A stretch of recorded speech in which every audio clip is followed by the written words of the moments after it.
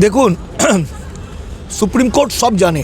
মুখ্যমন্ত্রীর আজকের যে সওয়াল জবাব এবং নিজে কালো কোট পরে, যদিও মুখ্যমন্ত্রী কিন্তু এই প্রথম না, 1996 সালে বালুরঘাটে একটা বিশেষ ঘটনাকে কেন্দ্র করে তিনি নিজে সওয়াল জবাব করেছিলেন।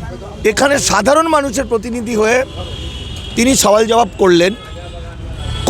এটা আমরা দেখলাম, কারণ ভারতবর্ষের 90% বিচারপতি হচ্ছে RSS বিজেপি দ্বারা পুষ্ট। ফলে বাংলাকে ধ্বংস করার জন্য, বাঙালি জাতিকে ধ্বংস করা এদের একটা 100 বছরের পরিকল্পনা। কিন্তু মুখ্যমন্ত্রী যে বার্তাটা দিলেন, একটা লক্ষ্য করেছেন, মুখ্যমন্ত্রী যখন কথা বলছেন উনি যেন ভিতরের যন্ত্রণাটা প্রকাশ করছেন, উনি যেন লক্ষ কোটি বাঙালির কান্নাটা বেরিয়ে আসছে তার মুখ দিয়ে। তিনি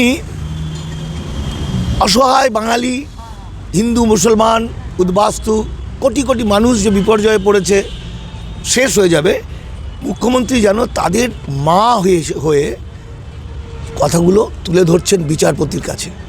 এবং প্রধান বিচারপতি এরা কেউই কিন্তু মুখ্যমন্ত্রীকে কোনো উপেক্ষা করার ক্ষমতা দেখাতে পারেননি।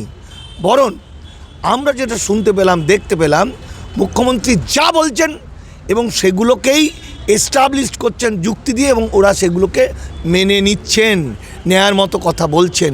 এটা একটা অনেক বড় পাওনা। কিন্তু একটা কথা ঠিক, আজকে রাজ্যের বিরোধী দলের নেতারা, বিশেষ করে মুসলমানদের মধ্যে, এরা দেখা গেল এত বছর ধরে নিজেদের অধিকার আদায় করেনি। যখন 1950 থেকে 1925 থেকে প্ল্যান হলো 2026-এ তথাকথিত হিন্দু রাষ্ট্র করবে, যখন ওয়াকফ সব কেড়ে নিয়ে আমাদের হিন্দুকরণ চলবে, কবরস্থান থাকবে না, তখন আমার মুসলমান নেতারা এক হয়ে গেল, জাগ্রত হয়ে গেল আমাদের অধিকার আদায় করতে হবে। এগুলো নাটক, এগুলো বিজেপিকে সাহায্য করার একটা কৌশল।